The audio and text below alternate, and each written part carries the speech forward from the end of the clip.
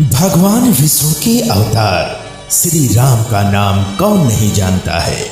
रामायण महाकाव्य के रचयिता महर्षि वाल्मीकि ने अपने ग्रंथ में लिखा है कि भगवान श्री राम में वैदिक सनातन धर्म की आत्मा कहे जाने वाले सभी गुण विद्यमान हैं। भगवान राम को पुरुषों में सबसे उत्तम पुरुष अर्थात मर्यादा पुरुषोत्तम भी कहा जाता है। आइए जानते हैं भगवान राम से जुड़े कुछ रोचक तथ्यों के बारे में।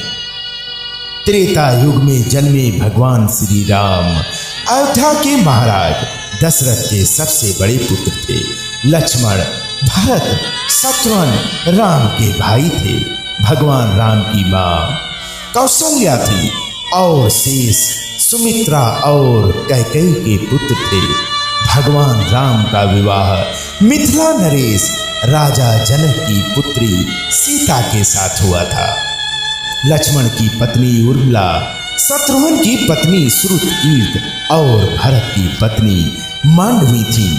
विवाह के पश्चात भगवान राम को राजा दशरथ ने रानी कैकेयी के कहने पर 14 वर्ष के लिए वनवास भेज दिया था, क्योंकि एक वचन के अनुसार कैकेयी राजा दशरथ से कुछ भी मांग सकती थी।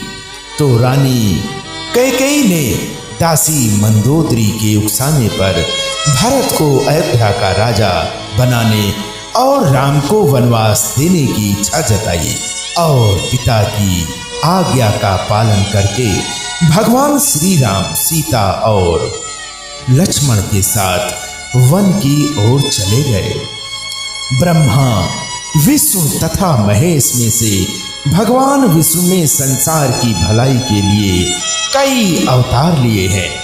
भगवान विष्णु द्वारा कुल 10 अवतार लिए गए और इसमें से भगवान श्री राम 7वें अवतार माने जाते हैं और यह अवतार भगवान विष्णु के सभी अवतारों में से सबसे ज्यादा पूजनीय माना जाता है।